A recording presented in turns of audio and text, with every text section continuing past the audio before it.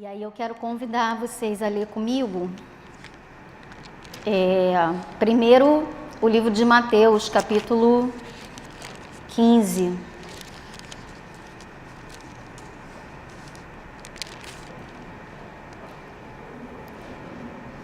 Não vai ser um óculos não. Mônica, você pode pegar meu óculos dentro da minha boca? Eu também não preciso não, Alexandre, mas é porque eu acho que eu fico mais bacana de óculos. Pois é. Aqui é muito escuro. Né? Uhum. Nesse lugar aqui é muito escuro, entendeu?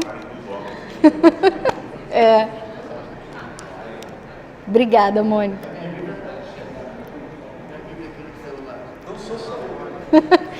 Mas eu já me rendi, você ainda não se rendeu. É que o Alexandre não aceita que ele precisa. Eu já aceitei, escolhi um bonitinho. Pois é. 15.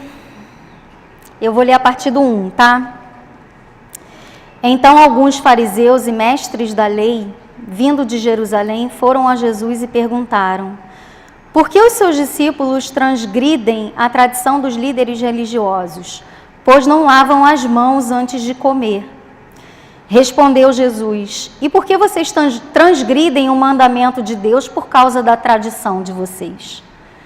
Pois Deus disse: honra teu pai e tua mãe, e quem amaldiçoar seu pai ou mãe terá que ser executado. Mas vocês afirmam que se alguém disser ao seu pai ou sua mãe: qualquer ajuda que vocês poderiam receber de mim é uma oferta dedicada a Deus, ele não está mais obrigado a honrar seu pai e sua mãe dessa forma. Assim, por causa da sua tradição, vocês anulam a palavra de Deus. Hipócritas, bem profetizou Isaías acerca de vocês, dizendo: esse povo me honra com os lábios, mas o seu coração está longe de mim. Em vão me adoram, seus ensinamentos não passam de regras ensinadas por homens. Jesus chamou para junto de si a multidão e disse: ouçam e entendam. O que entra pela boca não torna um homem impuro, mas o que sai de sua boca, isso o torna impuro. Então os discípulos se aproximaram dele e perguntaram: sabes que os fariseus ficaram ofendidos quando ouviram isso? Ele respondeu: toda planta que meu Pai Celestial não plantou será arrancada pelas raízes. Deixem-nos, eles são guias cegos. Se um cego conduzir outro cego, ambos cairão num buraco. Então Pedro pediu-lhe: explica-nos esta parábola.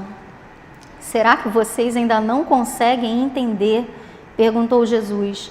Não percebem que o que entra pela boca vai para o estômago e mais tarde é expelido? Mas as coisas que saem da boca vêm do coração, e são essas que tornam o homem impuro. Pois do coração saem os seus maus pensamentos, os homicídios, os adultérios, as imoralidades sexuais, os roubos, os falsos testemunhos e as calúnias. Essas coisas tornam o homem impuro, mas o comer sem lavar as mãos não o torna impuro. Agora eu quero te convidar para ir a Lucas 11.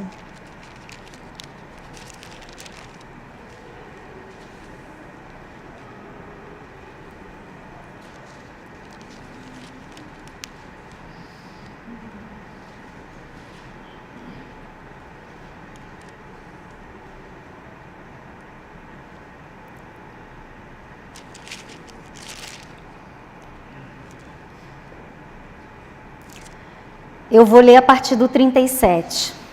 Trata-se do mesmo texto, tá? Descrito por Lucas. 11:37. Tendo terminado de falar, um fariseu o convidou para comer com ele. Então Jesus foi e reclinou-se à mesa. Mas o fariseu, notando que Jesus não se lavara cerimonialmente antes da refeição, ficou surpreso. Então o Senhor lhe disse: vocês, fariseus, limpam o exterior do copo e do prato, mas interiormente estão cheios de ganância e de maldade. Insensatos! Quem fez o exterior não fez também o interior? Mas deem o que está dentro do prato como esmola, e verão que tudo lhes ficará limpo. Ai de vocês, fariseus, porque dão a Deus o dízimo da hortelã, da arruda e de toda sorte de hortaliças, mas desprezam a justiça e o amor de Deus. Vocês deveriam praticar estas coisas sem deixar de fazer aquelas. Ai de vocês, fariseus, porque amam os lugares de honra nas sinagogas e as saudações em público. Ai de vocês, porque são como túmulos que não são vistos, por sobre os quais os homens andam sem o saber. Um dos peritos na lei lhe respondeu: Mestre, quando dizes essas coisas, insultas também a nós. Quanto a vocês, peritos na lei, disse Jesus, ai de vocês também, porque sobrecarregam os homens com fardos que dificilmente eles podem carregar, e vocês mesmos não levantam nem um dedo para ajudá-los. Ai de vocês, porque edificam os túmulos dos profetas, sendo que foram os seus próprios antepassados que os mataram. Assim vocês dão testemunhos de que aprovam o que seus antepassados fizeram. Eles mataram os profetas e vocês lhes edificam os túmulos. Por isso disse Deus em sua sabedoria: eu lhes mandarei profetas e apóstolos, dos quais eles matarão alguns e a outros perseguirão. Pelo que esta geração será considerada responsável pelo sangue de todos os profetas, derramado desde o princípio do mundo, desde o sangue de Abel até o sangue de Zacarias, que foi morto entre o altar e o santuário. Sim, eu lhes digo, essa geração será considerada responsável por tudo isso. Ai de vocês, peritos na lei, porque se apoderam da chave do conhecimento. Vocês mesmos não entraram e impediram que estavam prestes a entrar. Quando Jesus saiu dali, os fariseus e os mestres da lei começaram a opor-se fortemente a ele e interrogá-lo com muitas perguntas, esperando apanhá-lo em algo que dissesse. Pai querido, nos orienta através da Tua palavra, Senhor. Abre os nossos ouvidos e o nosso coração para receber daquilo que o Senhor tem para nós. Trata-nos, Senhor, segundo a Tua bondade e a Tua misericórdia, porque precisamos dela. Esteja entre nós aqui, Senhor. Derrame da Tua graça, da Tua sabedoria, do Teu entendimento e do Teu amor. Amém. Jesus está falando aqui, em primeiro lugar, da purificação. E a título de curiosidade, a água da purificação era preparada, dos judeus, era preparada de uma maneira muito legal.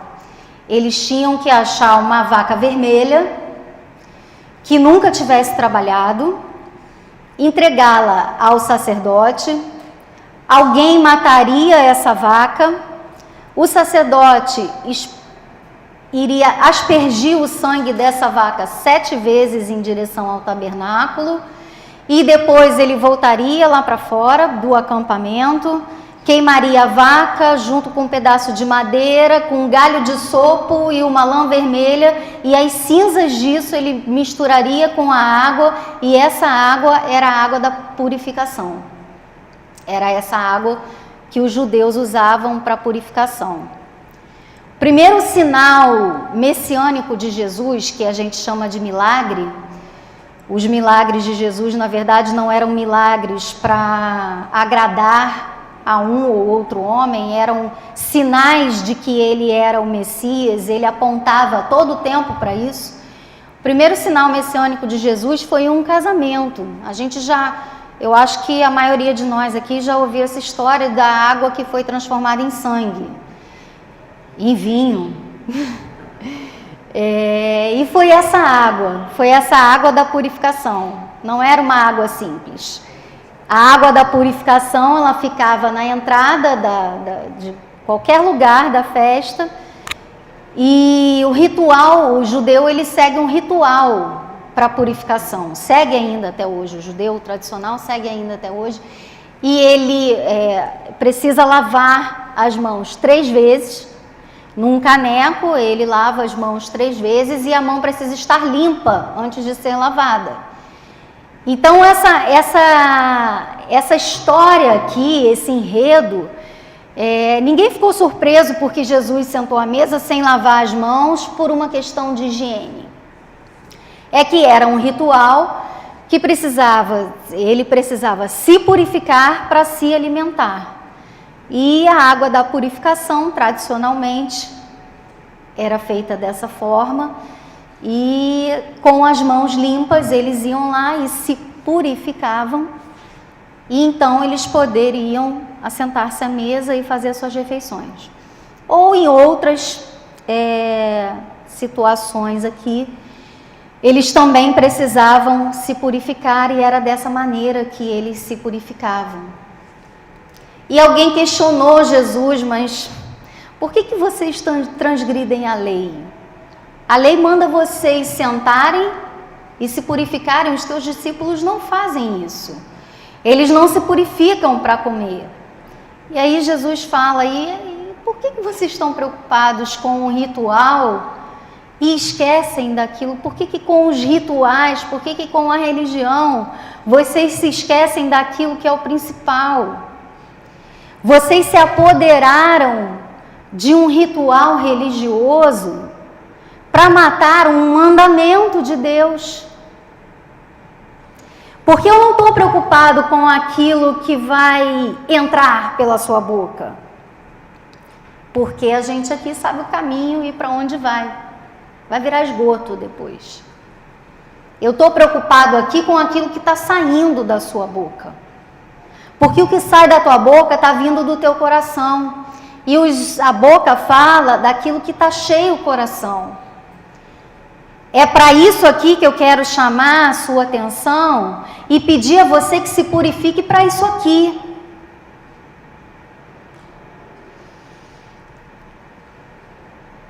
E aí os discípulos ainda pediram uma explicação para ele e eu trago para nós aqui. Eu estava pensando essa questão, ontem nós estávamos também conversando. Eu vi um vídeo da Mônica Iose essa semana, em que ela falava da questão dela, que foi processada pelo Gilmar Mendes, e aí o Pedro Bial perguntou a ela se foi por causa disso que ela resolveu sair de todas as redes sociais, e ela disse não. Eu saí de todas as redes sociais porque eu estava perdendo a minha esperança. Porque eu não estou aguentando ver como as pessoas estão tratando o ser humano, o seu próximo. Eu não aguento falar de uma menina que foi violentada, um estupro coletivo, e alguém dizer assim, mas se ela não estivesse lá, isso não tinha acontecido.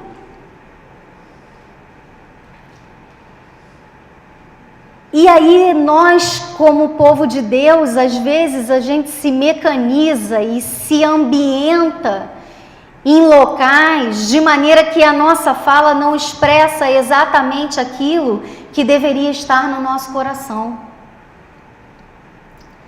Porque às vezes a gente está num ambiente onde está todo mundo, é isso aí, fulano tem mais é que apodrecer mesmo na cadeia, isso aí tem mais aqui, merecia mesmo apanhar, merecia mesmo sofrer, merecia mesmo. E desculpa, isso não tem nada de Cristo. Aí a gente vê um Jesus falando assim, esse povo me louva com os lábios, mas o coração está longe demais de mim. Eu gosto muito da versão da Mensagem. Sempre que eu vou trazer uma palavra, eu gosto de ver, às vezes na minha devocional também, eu vou visitando várias versões.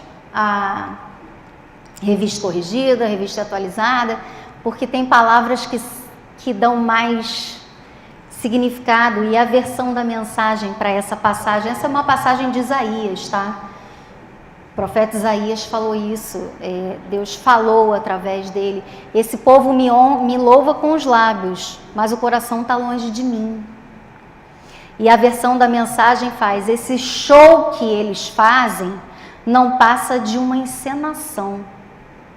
Eles usam o meu nome como desculpa para ensinar aquilo que lhes agrada, da maneira que lhes cabe.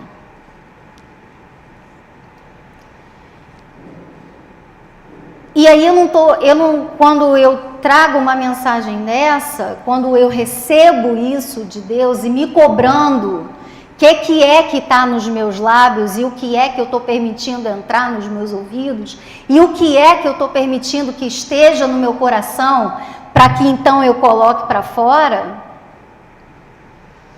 Quando Deus me traz isso,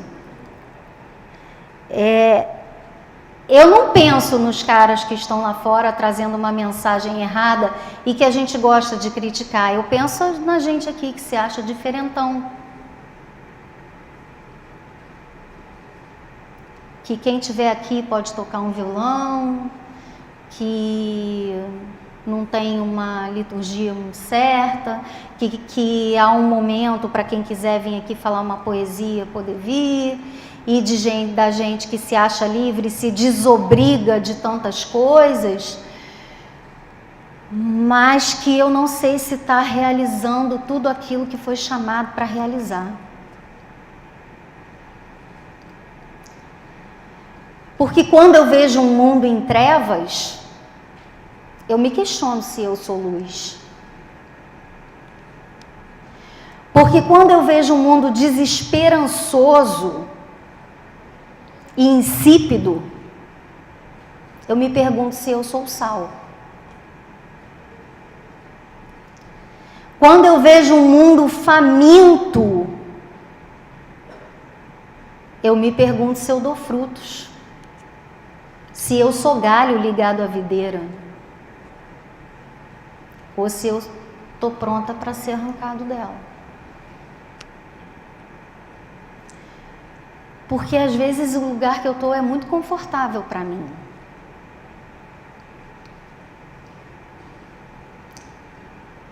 Mas ele não está produzindo vida. Aquela que eu fui chamada para produzir pelo meu Senhor. Ontem a gente também conversando, a Elane me perguntou, não, o Thiago me perguntou por que o que fez você se tornar vegetariana? E aí eu disse, eu sempre quis. Tá, mas qual foi o momento que você quis ser vegetariana? Eu falei, olha, quando eu vi um vídeo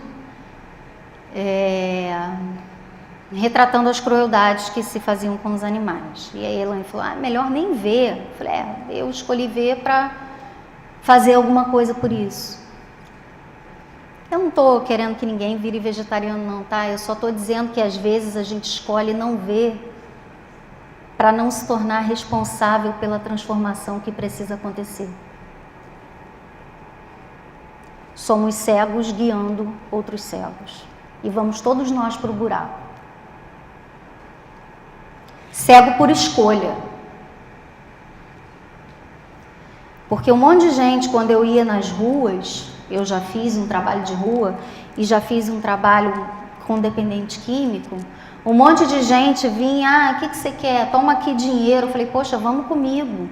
Eu não aguento ver isso. Mas deveria. Deveria aguentar.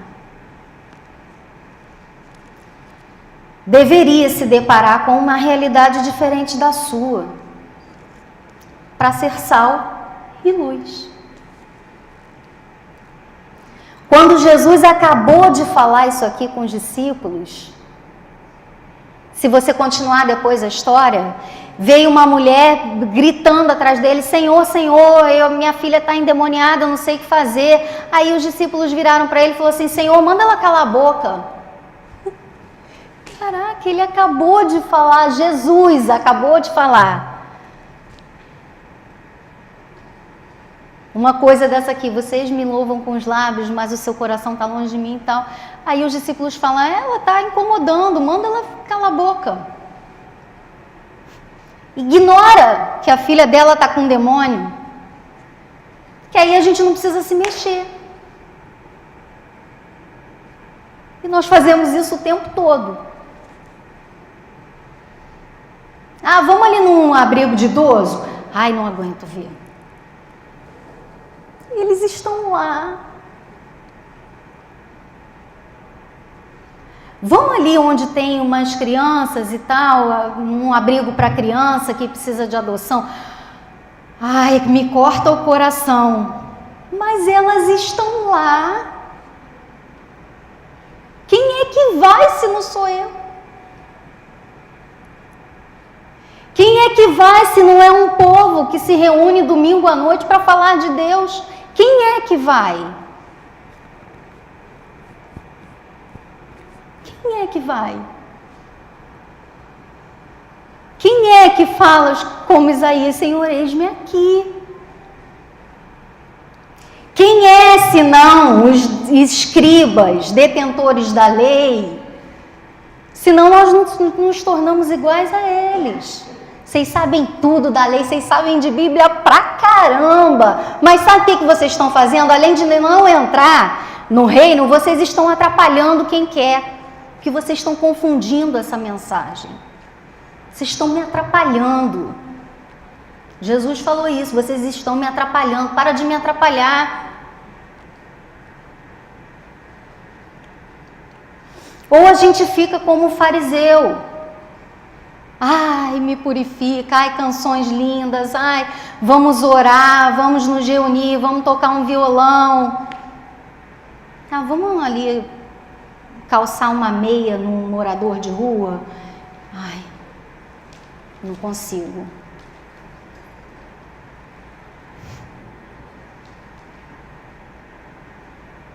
Se eu perguntasse aqui, o que Deus não quer de você? Ah, Deus não quer que eu seja adúltero, Deus não quer que eu mate, Deus não quer que eu roube, Deus não quer, Deus não quer, Deus não quer. Isso se resume numa afirmativa: Deus quer que você ame e vá. Porque o ide de Jesus significa ir mesmo, do verbo ir.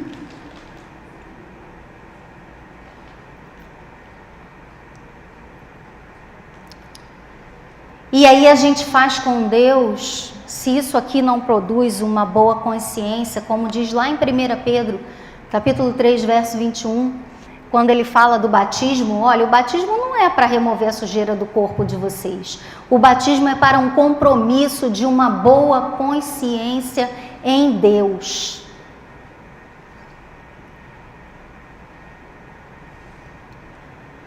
É para isso que você está aqui.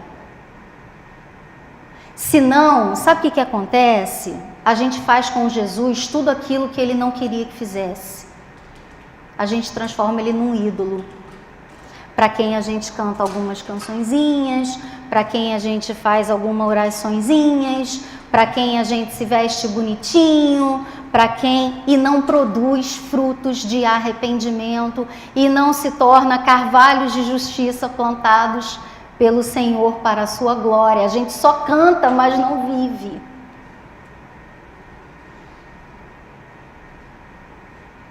Porque a gente não permite a começar em mim quebra corações, para que sejamos todos um como tu és em nós. E a gente permite que as más conversações e os maus diálogos e as más palavras nos contaminem e nos façam repetir padrões de comportamento em detrimento de nos permitir não nos conformar com esse mundo, mas nos transformar pela renovação da nossa mente.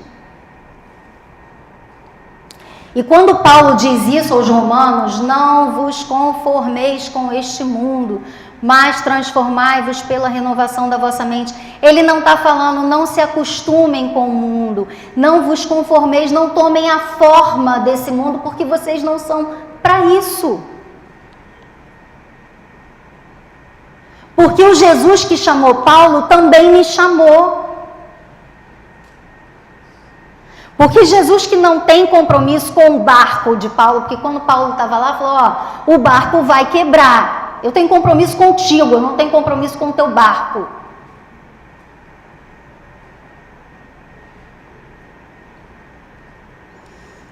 E aí a gente faz essa oração farisaica. Não tem oração mais farisaica do que falar assim, vamos orar pela fome no mundo. E não tirar R$1 do bolso para alguém que tem fome.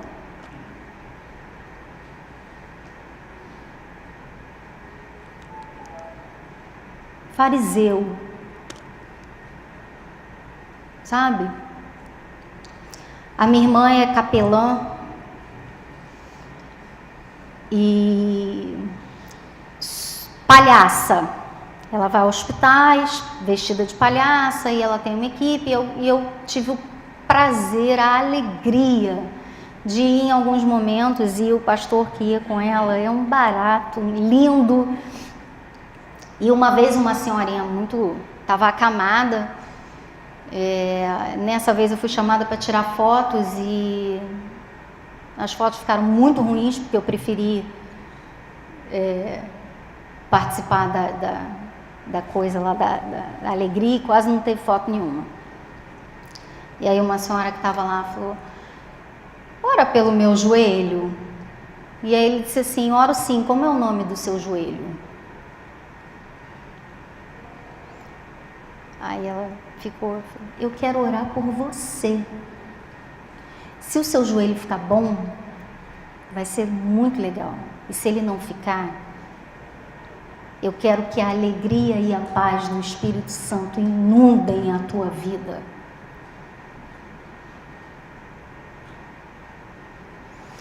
E a gente vai pedindo. Eu pedi oração no grupo essa semana por algo que estava me angustiando, e eu vou depois agradecer lá no grupo. Não é que não seja válido, sabe, o Cacau? Você pedir oração pelo filho da tua amiga, o Valnei pela direção em relação ao trabalho, pelos exames do Milton. Isso é bom, necessário, importante, faz bem, precisa continuar. Mas, pelo amor de Deus, não é só isso. Não é só isso.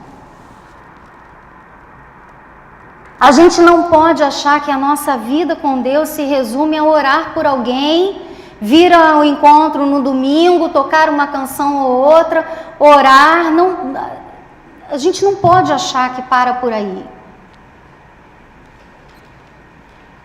Assistir um homem como o Caio Fábio ontem falar que precisava de algo que ardesse o seu coração novamente, e não é porque é o Caio Fábio, ou porque na sua humanidade ele não tem nada diferente de mim, de você. É porque ele é alguém que já realizou muito e poderia se isentar disso, de precisar arder o coração. Tem outras pessoas para arder o coração. Falei, caramba! Eu preciso também de alguma coisa que arda o meu coração. O que é que aconteceu que não arde mais o teu coração? O que é que aconteceu? O que é essa apatia que domina o mundo? Essa descrença? Essa conformidade com a maldade que nos ronda? Que só faz a gente ter medo de sair de casa, que só faz a gente reclamar, mas que não levanta a nossa mão para transformar a vida de alguém, ou para lutar por alguma coisa que se acredita. O que é? A gente tem medo de quê? De morrer? Eu sei para onde eu vou, eu digo, eu não tenho medo de morrer. Não quero, eu tenho 2 filhos pequenos, mas a morte para mim é vida.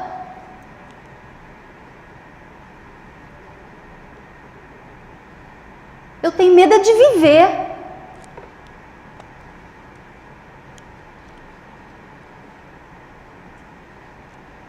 O que é que me faz ficar sentada na minha casa achando que eu preciso receber de Deus, e quando quero peço oração para minha mãe, peço oração para mim, peço oração para alguém, mas eu não me levanto para transformar a vida de alguém que está precisando de mim? Quem é esse Deus que se transformou num ídolo? Isso é idolatria. Inclusive amparada por tudo isso que a gente faz aqui. Porque os apóstolos se reuniam nas casas e tudo lhes era comum, eles repartiam de tudo, eles vendiam o que tinham, repartiam entre si. Quem inventou isso aqui foi Constantino, quando transformou o cristianismo na religião oficial do império. E ele era um idólatra e ele adorava o Deus Sol, e o dia de adoração ao Deus Sol era domingo, então o culto passou a ser domingo.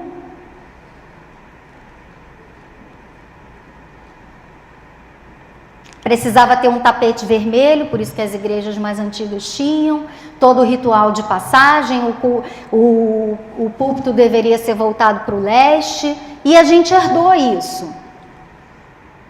Mas a gente não precisa seguir o caminho da idolatria.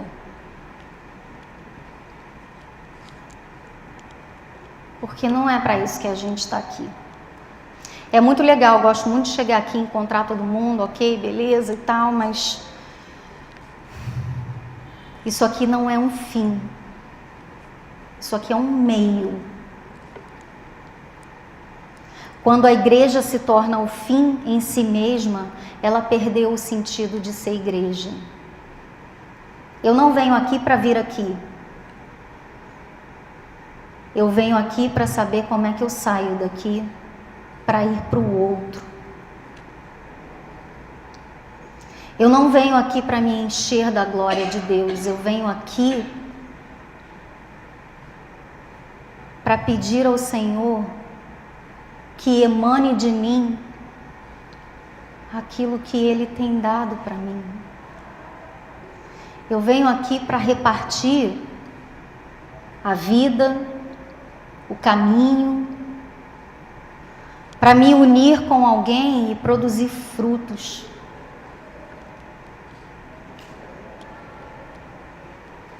E aí a gente se reúne aqui, e desculpa falar assim, a mensagem, o objetivo não é esse, mas às vezes nem pagar o aluguel do lugar onde a gente se reúne a gente consegue. Nem para isso a gente se une, que isso é o menos importante de tudo. Mas a gente já se desobrigou tanto que a nossa liberdade às vezes não é acompanhada de responsabilidades.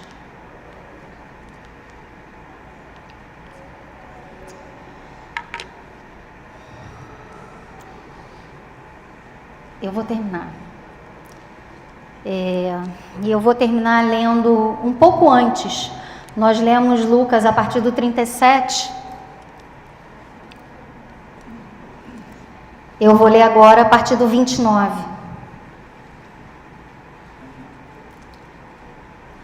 Aumentando, se você não quiser, não precisa abrir, tá? Aumentando a multidão, Jesus começou a dizer: esta é uma geração perversa. Ela pede um sinal miraculoso, mas nenhum sinal lhe será dado, exceto o sinal de Jonas. Pois assim como Jonas foi um sinal para os ninivitas, o Filho do Homem também o será para esta geração. A rainha do sul se levantará no juízo com os homens desta geração e os condenará, pois ela veio dos confins da terra para ouvir a sabedoria de Salomão, e agora está aqui quem é maior do que Salomão. Ele não disse, mas quis dizer, e vocês não estão nem aí. Os homens de Nínive se levantarão no juízo com esta geração e a condenarão, pois eles se arrependeram com a pregação de Jonas, e agora está aqui quem é maior do que Jonas. E vocês não estão nem aí. Ninguém acende uma candeia e a coloca em lugar onde fica escondida ou debaixo de uma vasilha. Ao contrário, coloca no lugar apropriado, para os que entram possam ver a luz. Os olhos são a candeia do corpo. Quando os seus olhos forem bons, igualmente todo o seu corpo estará cheio de luz. Mas quando forem maus, igualmente seu corpo estará cheio de trevas. Portanto, cuidado para que a luz que está em seu interior não sejam trevas. Logo, se todo o seu corpo estiver cheio de luz, nenhuma parte dele estiver em trevas, estará completamente iluminado, como quando a luz de uma candeia brilha sobre você.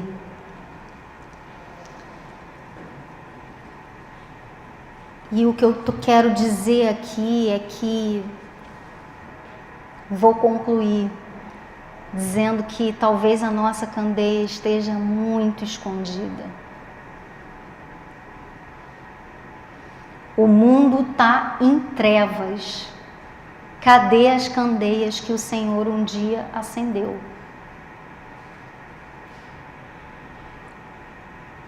O mundo está apagado pela falta da minha luz, que o Senhor acendeu em mim e eu não faço brilhar.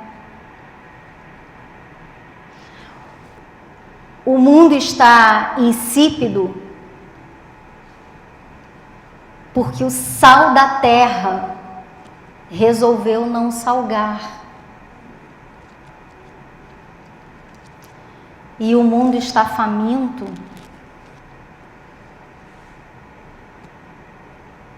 porque eu e você não estamos produzindo os frutos para alimentar a multidão.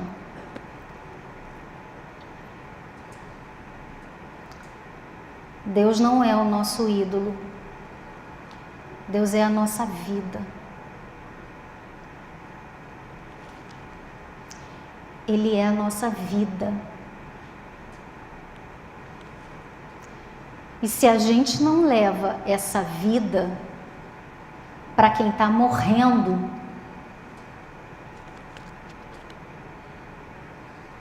a minha vida de nada vale.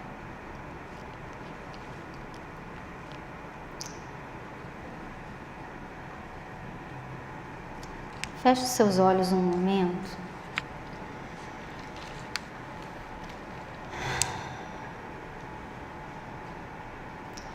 Se alguém tiver o desejo de orar, pode orar, uma pessoa, 2 pessoas, e eu concluo no final. Mas eu queria te deixar à vontade para que, se você quiser rasgar o seu coração, você fazer. E pedir ao Senhor que brilhe a luz dele em você. E para que você seja a luz onde você chegar. Para que no seu ambiente de trabalho, na família, onde quer que esteja, que você seja luz e que não seja contaminado pelas más conversas, mas que você faça diferente.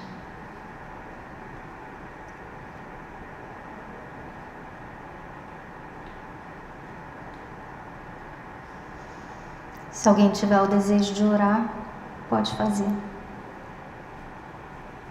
Paizinho, Deus querido, em que momento,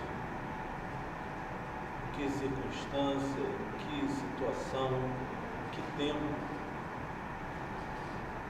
a gente se escondeu? Eu me escondi. Que momento a gente negligenciou o nosso chamado?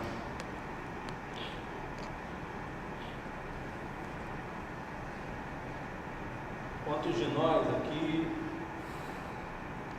tocados, afetados pelo Teu Espírito, nos lembramos de quantas coisas em Ti nós tivemos a chance na nossa trajetória de realizar? Quanta gente a gente abençoou, quantos amigos a gente consolou pelo Teu Espírito, quantas vezes a gente com alegria pregou e viu corações sendo tocados e não havia nenhum estereótipo, havia só o toque do Teu Espírito pela palavra que nos era dada. Em algum momento a gente negligenciou isso. Eu estou falando de mim. E eu me lembro da palavra de Paulo a Timóteo, quando diz: aviva o dom que há em ti. Aviva, Deus, o dom que há em nós. Interrompe essa inércia do nosso coração e nos afete com o cansaço dessa inércia, para que saiamos a nossa missão, pregar o Evangelho a toda criatura, não pregar teologia, não pregar religião, não dizer que a nossa igreja é a melhor, que agora a gente descobriu que a gente é melhor. A gente não é melhor em nada. A gente só se engana com a ideia de que a gente é melhor nos encontros, nas reuniões, mas a gente deixou de fazer a tua obra. Eu oro partindo do meu coração. Começa em mim, começa em nós. Amém. Que o nosso olhar seja de fato luz,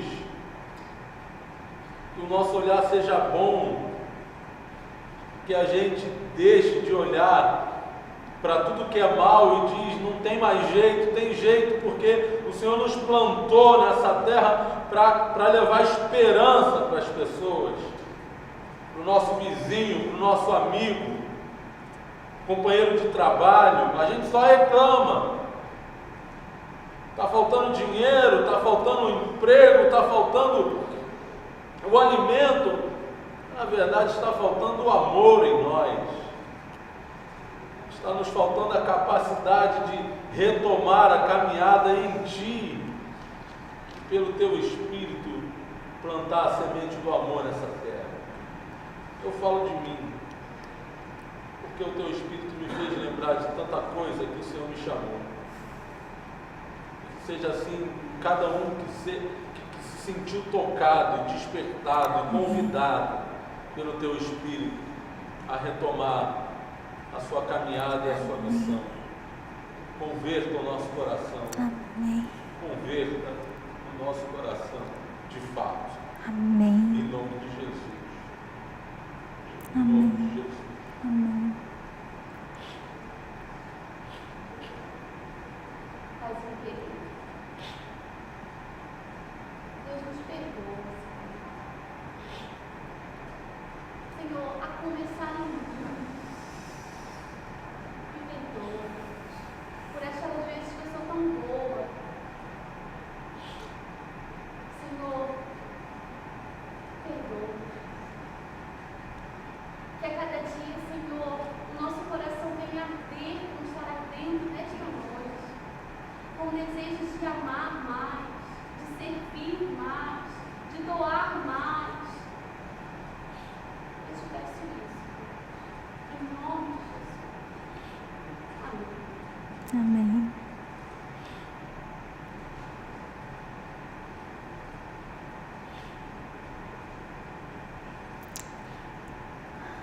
Senhor,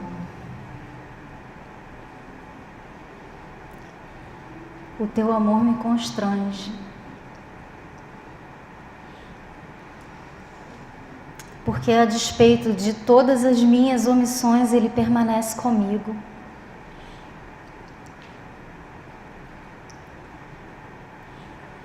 Mas eu também sou constrangida pelas minhas omissões.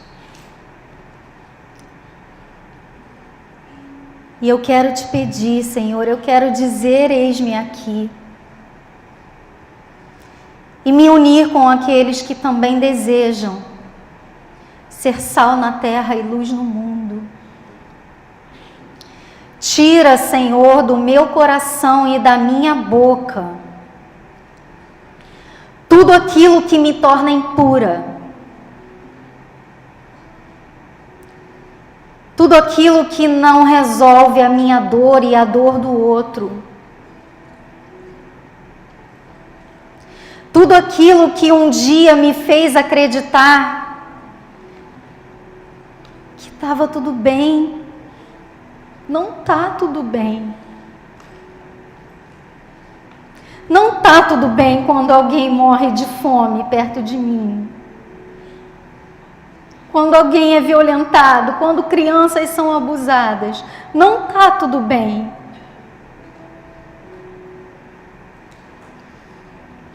Me tira, Senhor, da mediocridade, dessa vida medíocre, pequena. que não enxerga um raio além de mim e dos meus.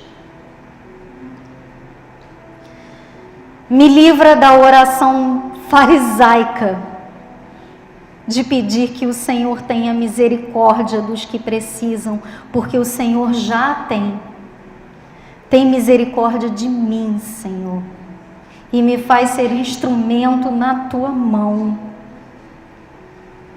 para transformar a vida de quem precisa.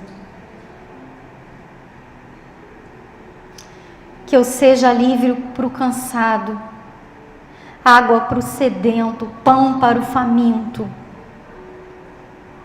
Eu sei que há um preço a pagar, Senhor, porque não é fácil não. Dói pra caramba, eu já senti.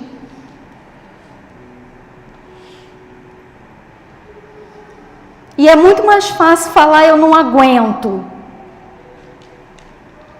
Mas não foi para essa covardia que o Senhor me chamou.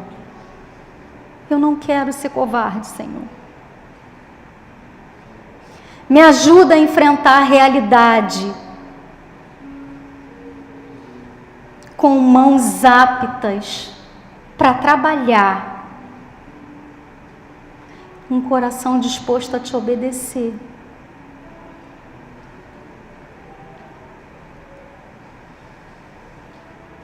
Não quero, Senhor, que o Senhor seja para mim um ídolo. O Senhor nunca quis ser isso. Não quero te fazer um altar.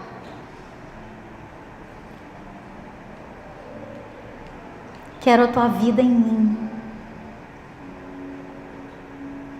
transbordando amor por onde eu passar. E se alguém mais aqui tiver esse desejo, Senhor, eu estendo a minha oração. Obrigada, Senhor. Obrigada.